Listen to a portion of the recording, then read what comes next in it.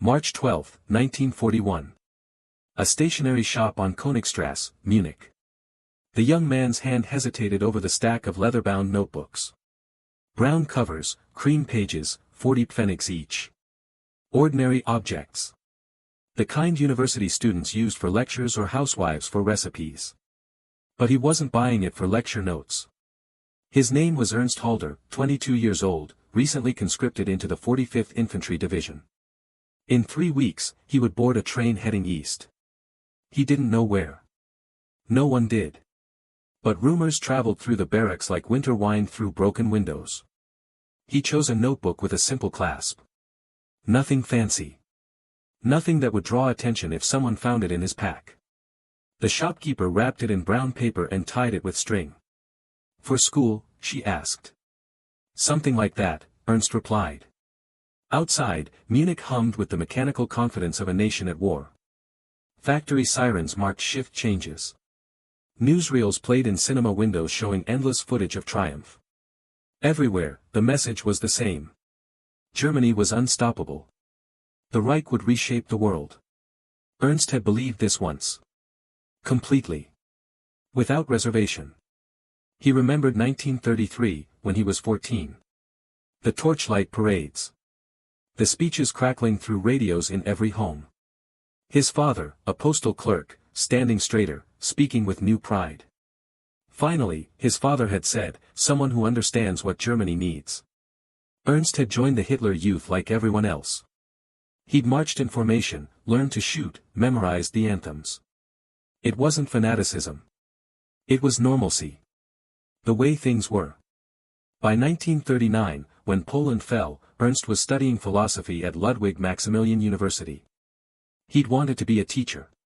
Instead, he'd watched as his classmates disappeared one by one, called up for military service. Some came back on leave wearing medals and telling stories of easy victories. Others didn't come back at all. When his conscription notice arrived in January 1941, Ernst had felt no surge of patriotic fervor. Just resignation. And beneath that, something he didn't have a name for yet. A subtle unease.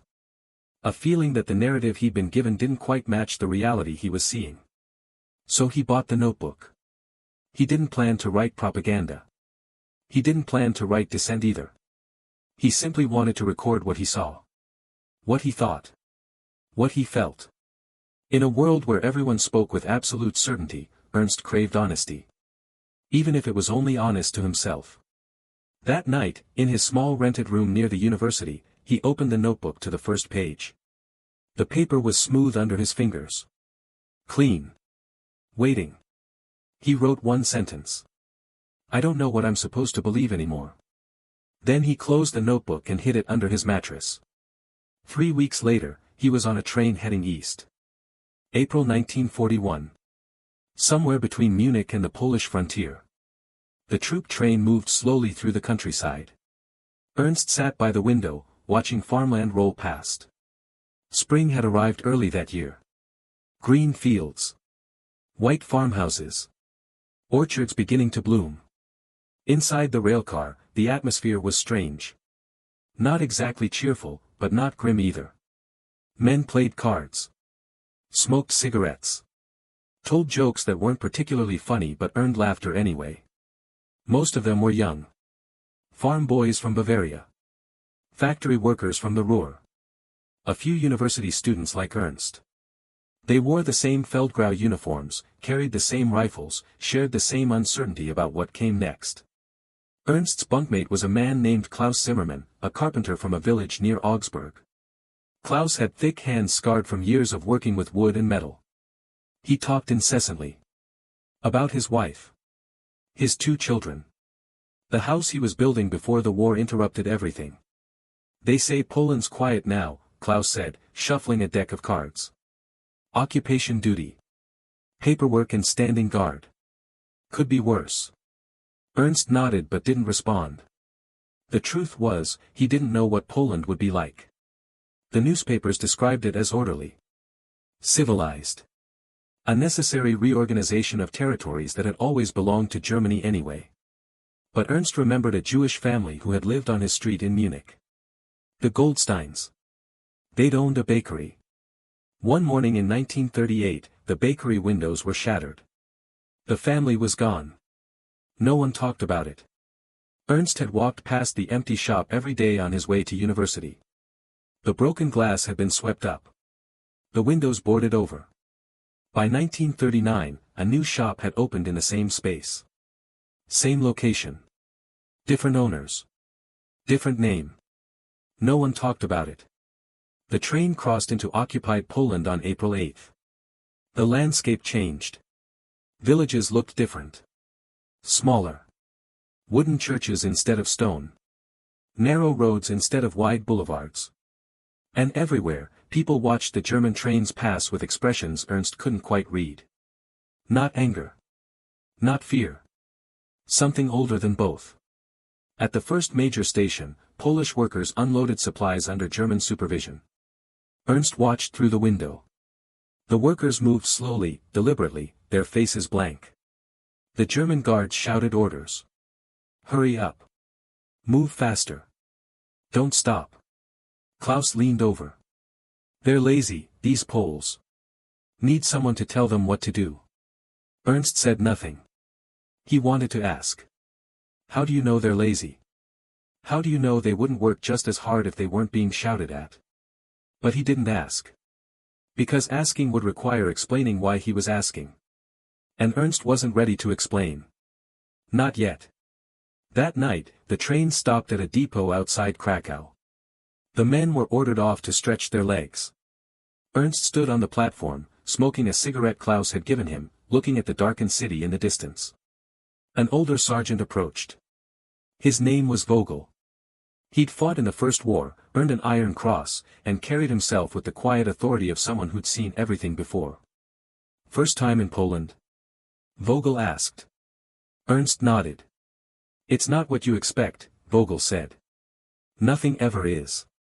Ernst wanted to ask what he meant.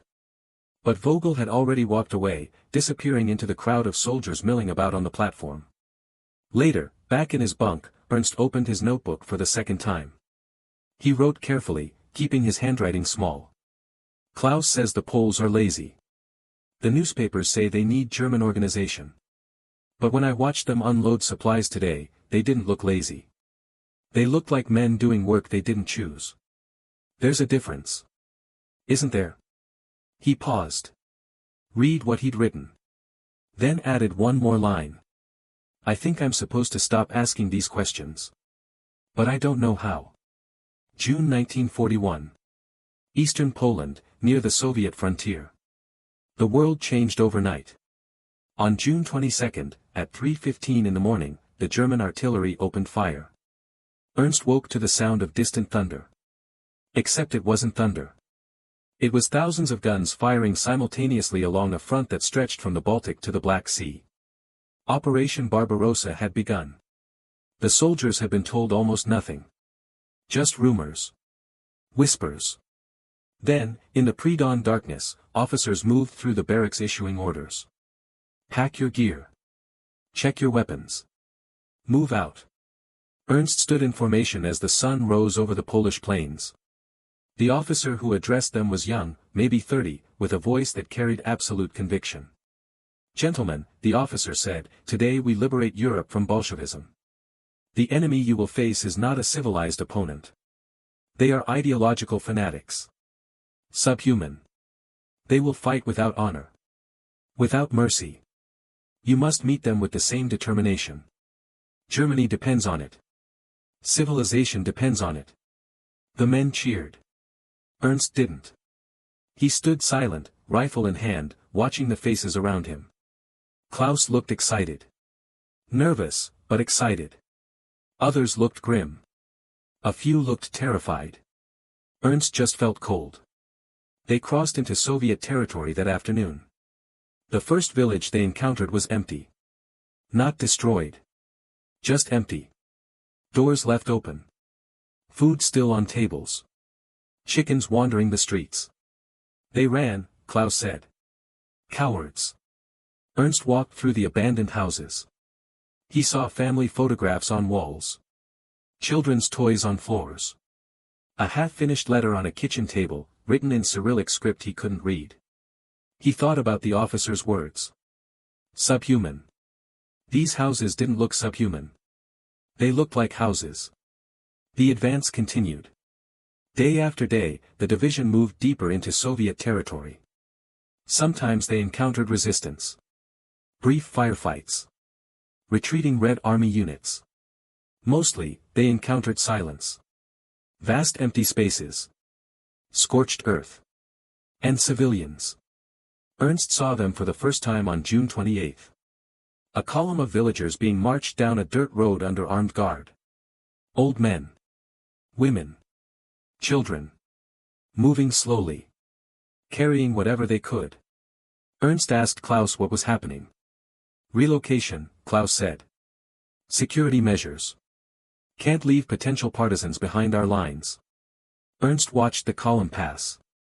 An old woman stumbled. A guard shouted at her. She got up. Kept walking.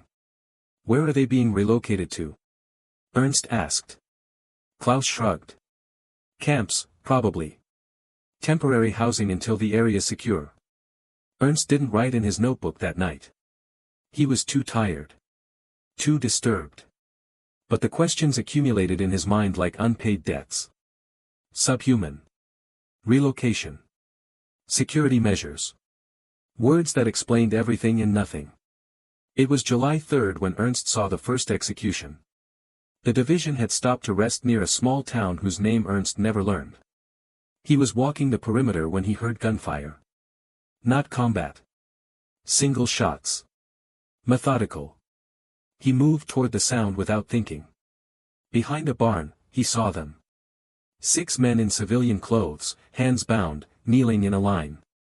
German soldiers stood behind them. An officer gave an order. The soldiers raised their rifles. Ernst turned away before the shots came. He walked back to his unit, his hands shaking. Klaus found him sitting on the ground, staring at nothing. You all right? Ernst looked up. What's happening here, Klaus? What do you mean? Those men. What did they do? Klaus hesitated. Partisans. Or suspected partisans. It's war, Ernst. These things happen. They weren't armed. They didn't need to be. Probably saboteurs. Or communist agents. You can't trust anyone here. Ernst wanted to argue. Wanted to demand proof. Evidence.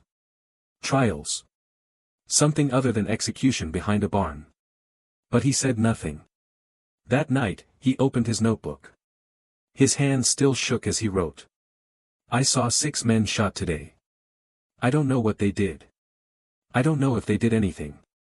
Klaus says it's necessary. The officers say it's necessary.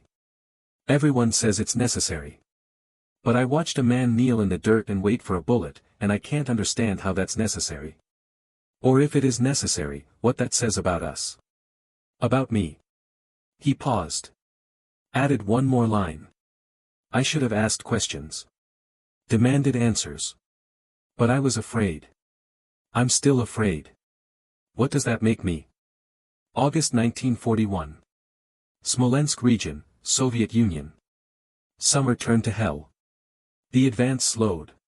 The Red Army, which was supposed to collapse like Poland or France, didn't collapse. It bent. It broke. But it kept fighting. Ernst's division pushed through forests where every tree could hide a sniper. Across rivers where bridges had been destroyed and men drowned trying to wade through current. Through villages that burned before German troops arrived, scorched by retreating Soviets who left nothing useful behind. The heat was oppressive. Dust coated everything. Water was rationed. Food was irregular. Men developed dysentery. Infections. Exhaustion that went bone deep. And still they marched. Ernst's boots were falling apart. He'd wrapped them in torn canvas to keep them together. His uniform hung loose on a frame that had lost 15 pounds. At night, when he managed to sleep, he dreamed of Munich. Of his small room. Of quiet streets and functioning plumbing and food that didn't come from a tin can. The killing continued. Not just combat. Combat Ernst understood. Two armies facing each other. That was war. Brutal, but comprehensible. This was different. He saw it in the way certain units operated. Not regular Wehrmacht. Special detachments. They arrived after the fighting. Separated civilians. Made lists. Marched people away. Ernst asked Sergeant Vogel about it once. They were sitting in a captured Soviet trench, sharing a cigarette. The old sergeant looked at Ernst for a long moment before answering. "Stop asking questions you don't want answered," Vogel said quietly. "What if I need to know?" "Need and want are different things, boy. You need to stay alive. You need to keep your head down. You need to follow orders and hope this war ends before it eats you whole. Everything else is luxury." Ernst absorbed this. "And if I can't stop asking?" Vogel took a long drag on the cigarette. Exhaled slowly. "Then you'll learn things that'll keep you awake for the rest of your life. And trust me, you won't like what sleep you lose." Despite the warning, Ernst kept his eyes open. He saw a village cleared. The men separated from women and children. He saw German soldiers searching houses, throwing belongings into streets. He saw an old man beaten for moving too slowly. He saw Klaus walk past it all without reaction. That night, Ernst tried to write in his notebook but couldn't find words. He sat with pen in hand, staring at the blank page, paralyzed by the gap between what he saw and what he could articulate. Finally, he wrote one sentence. "We're not liberators." Then he crossed it out. Not from doubt. From fear. If the notebook were found, that sentence alone would be enough. Instead, he wrote something safer. "The villages here are poor. The people live hard lives. The war makes it worse. Safe. Neutral. Meaningless." But underneath, in handwriting so small it was barely legible, he added. "And we make it worse. Don't we?" September brought rain. The roads turned to mud. Vehicles bogged down. Supply lines stretched thin. The division's advance slowed to a crawl. Men got sick. Not just dysentery now. Typhus. Trench foot. Infections that festered because medical supplies couldn't reach the front fast enough. Ernst developed a fever that lasted 4 days. He lay in a tent, shivering, while Klaus brought him water and tried to convince him everything would be fine. "Winter's coming," Klaus said. "We'll take Moscow before the snow. Then this'll be over." Ernst looked at his friend. Klaus's face was thinner now. Harder. But his eyes still held optimism. Ernst envied that. The ability to believe the promises. To trust the plan. "Do you ever wonder," Ernst said quietly, "if we're on the right side?" Klaus stiffened. "Don't talk like that. I'm just asking. Some questions you don't ask. Even to friends." Ernst nodded. Closed his eyes. Said nothing more. But the question remained. By October, the first snow fell. The division was still 100 miles from Moscow. Supply convoys were weeks behind schedule. Winter uniforms hadn't arrived. Men wrapped themselves in whatever they could find. Soviet coats stripped from corpses. Blankets. Newspapers stuffed into boots for insulation. Ernst stood guard duty one night in temperatures that dropped below freezing. His breath formed clouds. His fingers went numb even inside gloves. He stamped his feet to maintain circulation and watched the dark forest beyond the perimeter. Somewhere out there, Soviet soldiers were doing the same thing. Freezing. Hungry. Waiting. Ernst wondered if they kept diaries too. If they asked the same questions he did. Probably not. They were the enemy. Subhuman. That's what the officers said. But Ernst didn't believe that anymore. He'd stopped believing a lot of things. December 1941. Outside Moscow. The offensive stalled. 3 months of brutal fighting had brought the Wehrmacht to the gates of Moscow. Close enough to see the city's spires through binoculars. Close enough to dream of warm buildings and captured supplies. Close enough to fail. The Red Army counterattacked on December 5. Not a probing assault. A full offensive. Siberian divisions, fresh and equipped for winter, smashed into exhausted German lines. Ernst's division held for 3 days. Then it retreated. Not an organized withdrawal. A scrambling, desperate rush to avoid encirclement. Men abandoned equipment too heavy to carry. Vehicles were left in snowdrifts. The wounded who couldn't walk were given morphine and grenades. Ernst walked through snow that reached his knees. His rifle felt like lead. His feet were numb. He'd lost his helmet somewhere during the retreat and wore a Soviet Ushanka he'd found on a dead soldier. Klaus walked beside him. Neither spoke. There was nothing to say. They reached a village on December 10th. The division regrouped in abandoned houses. Fires were lit. Men huddled around them, trying to remember what warmth felt like. Ernst sat in a corner, finally pulling out his notebook. He hadn't written in weeks. The cold made it difficult.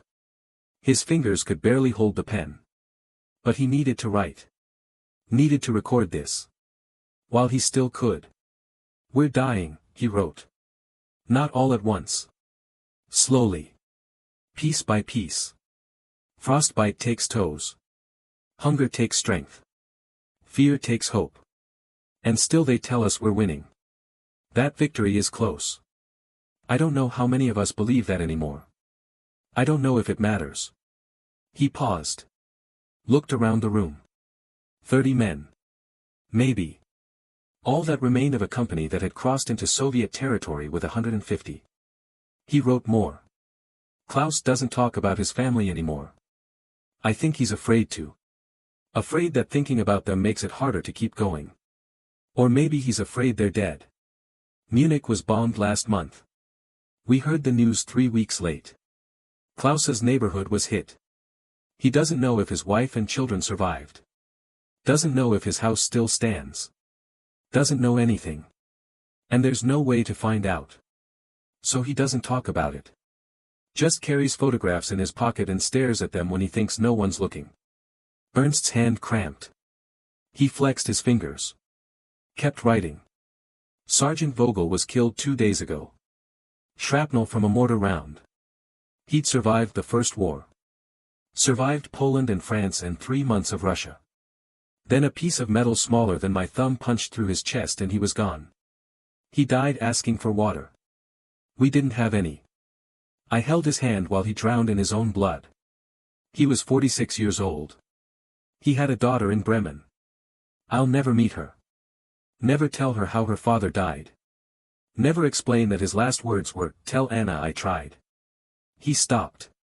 Closed his eyes. Breathed. When he opened them again, he wrote one final paragraph. "I used to believe in something. The Reich. The Führer. The idea that we were building a better world. I don't believe that anymore.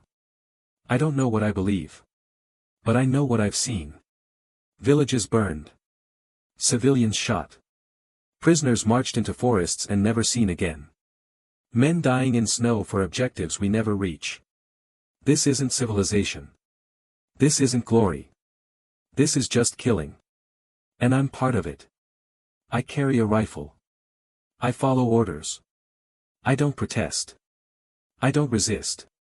I just write these words in a notebook I'll probably burn before anyone finds it. What does that make me? Complicit? Coward? Both?"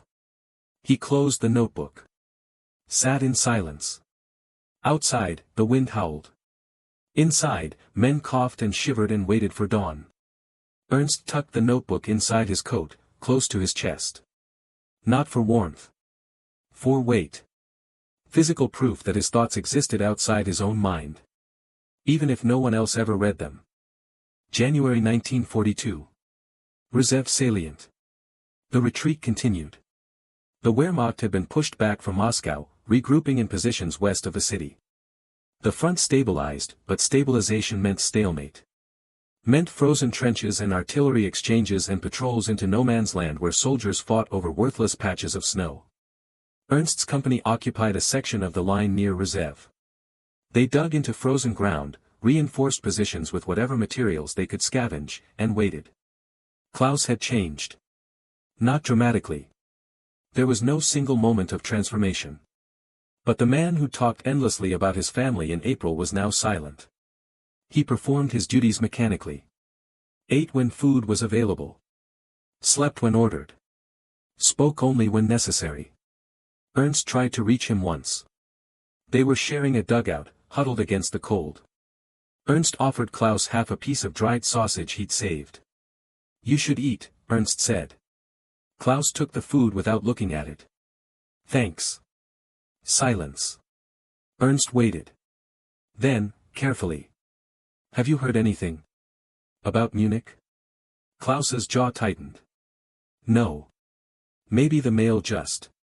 "I said no." Ernst nodded. "Let it drop." But later, when Klaus was on watch, Ernst found the photographs. Klaus had left them on his bedroll. 3 photos. A woman with kind eyes and dark hair. 2 children, a boy and a girl, maybe 8 and 6 years old. All 3 smiling. Ernst looked at the photos for a long time. Then carefully placed them back exactly where Klaus had left them. That night, Ernst wrote. "Klaus is disappearing. Not physically. He's still here. Still breathing. Still following orders. But the person I met on the train in April is gone. Replaced by something hollow. I see it in others too. Men who used to joke and argue and complain now just stare. They're still alive, but something essential has died. Maybe hope. Maybe humanity. I don't know. I just know I'm watching it happen. And I don't know how to stop it. Or if it can be stopped." February brought no relief. The fighting intensified. Soviet attacks. German counterattacks. Back and forth across frozen fields where the dead accumulated like snowdrifts. Ernst stopped counting. How many times he'd been shot at. How many times he'd fired back. How many bodies he'd seen. The numbers stopped meaning anything. But he kept writing. Short entries now. A sentence here. A paragraph there. Observations without context. Fragments of thought. The snow is red more often than white. We found a Soviet soldier frozen solid in a fighting position. He'd been dead for days. No one had noticed. Klaus speaks to me sometimes. Mostly at night. Says things he doesn't remember in the morning. Last night he said, "I think they're gone, Ernst. I think they're all gone." I didn't ask who. There's a new officer. Young. Enthusiastic. He talks about final victory and the Führer's genius. Some of the men believe him. I envy them. March 1942. A chaplain visited the front. Father Müller, an older man with gentle eyes and a voice that carried compassion. He held services in a bombed-out church. Maybe 40 men attended. Not because they were believers. Because the church had a working stove and was marginally warmer than the trenches. Ernst sat in the back, listening to the chaplain speak about faith and endurance and God's plan. Afterward, Ernst approached him. "Father, can I ask you something?" The chaplain nodded. "Of course." Ernst hesitated. Then. "How do you maintain faith in a place like this?" Father Müller was quiet for a long moment. "That's a hard question." "I don't mean faith in God," Ernst clarified. "I mean faith in anything. Purpose. Meaning. Goodness." The chaplain sat down on a broken pew. Gestured for Ernst to join him. "You're not the first to ask me that," he said quietly. "Won't be the last. Truth is, I don't have a good answer. Faith isn't certainty. It's choosing to believe despite doubt. Despite evidence to the contrary. Despite everything you've seen. And if I can't choose to believe, then you're honest. Which might be a different kind of faith." Ernst absorbed this. "I keep asking questions. Writing them down. But I don't know why. What good does it do?" Father Müller looked at him. "Maybe no good at all. Or maybe someone, someday, will read your questions and realize they weren't alone in asking them. That's not nothing." Ernst wanted to believe that. Wanted to think his words mattered. But mostly, he just felt tired. That night, he wrote one final entry for March. I spoke to a chaplain today. He said asking questions was a kind of faith. I want to believe him. But I think questions without answers are just noise. And I'm so tired of noise. Of explosions and gunfire and screaming and orders and propaganda and promises that never come true. I want silence. Real silence. Not the kind that comes after battle when everyone's too exhausted to speak. The kind that comes from peace. From knowing that tomorrow won't be worse than today. I don't remember what that feels like. April 1942. Rzhev. Spring arrived slowly. The snow melted, revealing what had been buried. Bodies. Equipment.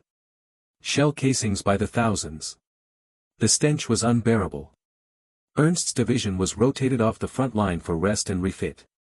They marched to a town 20 miles back, where buildings still had roofs and civilians still lived something resembling normal life. Ernst slept for 16 hours straight. When he woke, he felt worse, not better. Rest brought awareness. Of hunger. Of pain. Of everything he'd been suppressing. He found Klaus sitting outside their billet, cleaning his rifle. Mail came, Klaus said quietly. Ernst's heart jumped. And? Klaus handed him a letter. It was addressed to Gefreiter Klaus Zimmermann. From Munich. From his wife. Ernst stared at it. You got news? Klaus nodded. They're alive. My wife. The children. The house took damage but it's still standing. They're safe. Ernst felt something break open in his chest. Relief. For Klaus. For the proof that something good could still happen. That's. Klaus, that's wonderful. Klaus looked at the letter. His hands shook slightly. Yeah. But there was no joy in his voice. Ernst sat down beside him. What's wrong? Klaus was quiet for a long time. Then, barely audible. I don't know if I can go back. What do you mean? Home. When this is over. If it's ever over. I don't know if I can walk back into that house and pretend to be the man who left. Because I'm not him anymore. That man believed in things. Had hope. Could look his children in the eye without feeling ashamed. And I don't know how to be that person again. Ernst had no answer.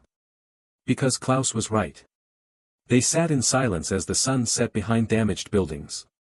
That night, Ernst opened his notebook for what he didn't know would be the last time. He wrote carefully. Precisely.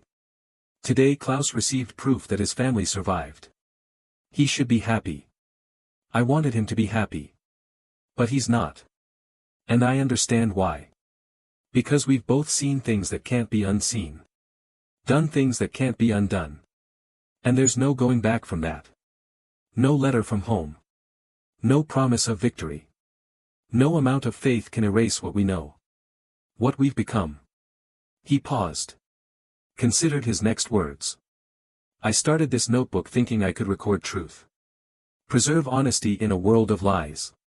But I realize now that's not enough. Truth without action is just witness.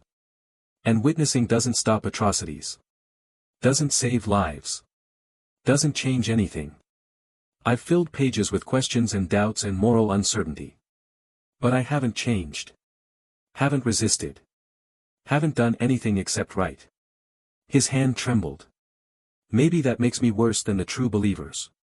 At least they act on their convictions. I just observe mine. Question them.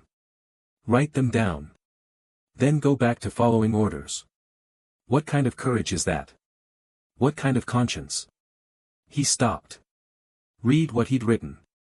Then added one final paragraph. I don't know if anyone will ever read this. Probably not.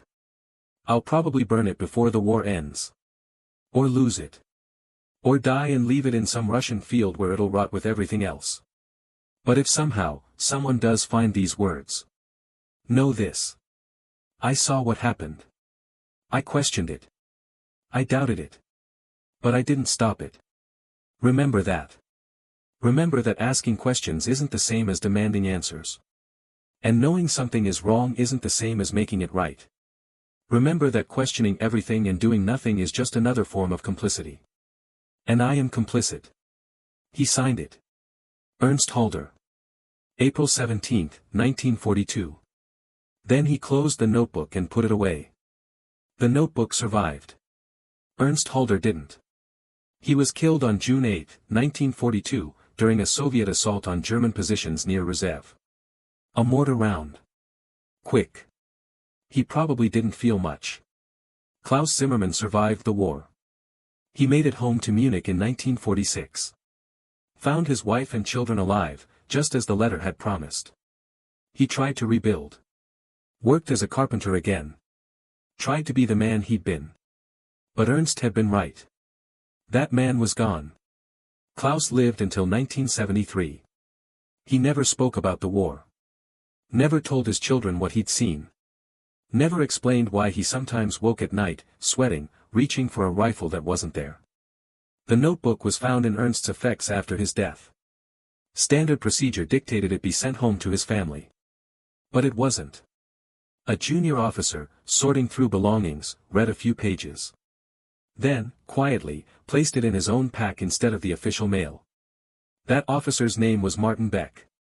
He was 24 years old. He'd joined the Wehrmacht believing in glory and came away believing in nothing. Beck survived the war. Came home to Stuttgart. Worked in insurance. Married. Had 3 daughters. Lived quietly. He kept Ernst's notebook in a locked drawer for 32 years. Never showed it to anyone. Never spoke about why he'd kept it. In 1974, after Klaus Zimmermann's funeral, which Beck attended without explanation, he finally donated the notebook to a university archive in Munich. Anonymously. With no note. No context. It sat unread for another 12 years. In 1986, a graduate student researching ordinary soldiers' experiences discovered it. She almost missed it. The handwriting was small. The entries fragmentary. Nothing dramatic. No great revelations. Just questions. The notebook was eventually published as part of a larger collection. Voices from the Eastern Front, Personal Documents 1941 to 1945. Ernst's entries filled 32 pages. Alongside thousands of other documents. Letters. Diaries. Testimony. They weren't unique. That was the point. Hundreds of soldiers kept similar records. Asked similar questions. Felt similar doubts. Most burned their notebooks before the war ended. Afraid of what would happen if they were found. Afraid of being labeled traitors. Or cowards. Or worse.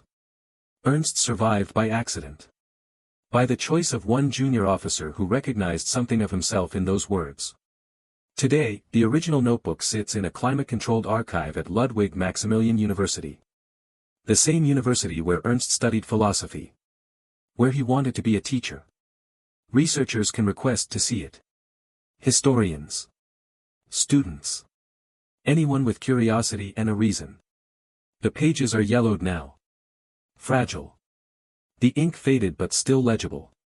You can see where Ernst's handwriting changed over the months. Became smaller. Tighter. More urgent. You can see the crossed-out words. The questions left unanswered. If you visit the archive, you can read it yourself. The woman at the desk will bring it to you in a gray archival box. She'll ask you to wear gloves. To handle it gently. And you'll sit in a quiet reading room. And you'll turn those pages carefully. And you'll read the words of a 22-year-old man who wanted to believe in something. Who lost that belief slowly. Who kept asking questions even when he knew they wouldn't change anything. I don't know what I'm supposed to believe anymore. That was the first sentence Ernst wrote. I am complicit. That was the last. And between those two statements lies a journey that millions took. From certainty to doubt. From belief to disillusionment. From hope to resigned participation.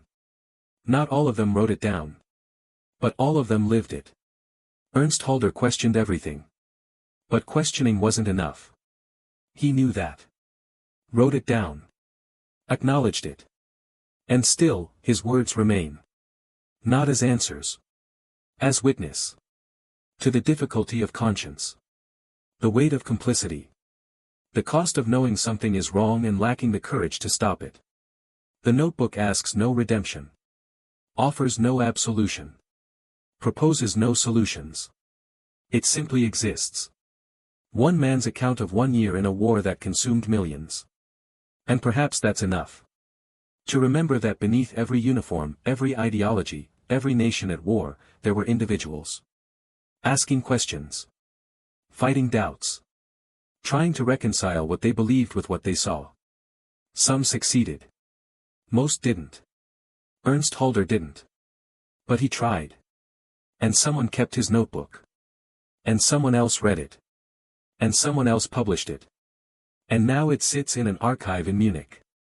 Waiting for the next person who needs to know that they're not alone in their doubts. That questioning isn't the same as answering. But it's not nothing either. It's the beginning. The rest is up to us.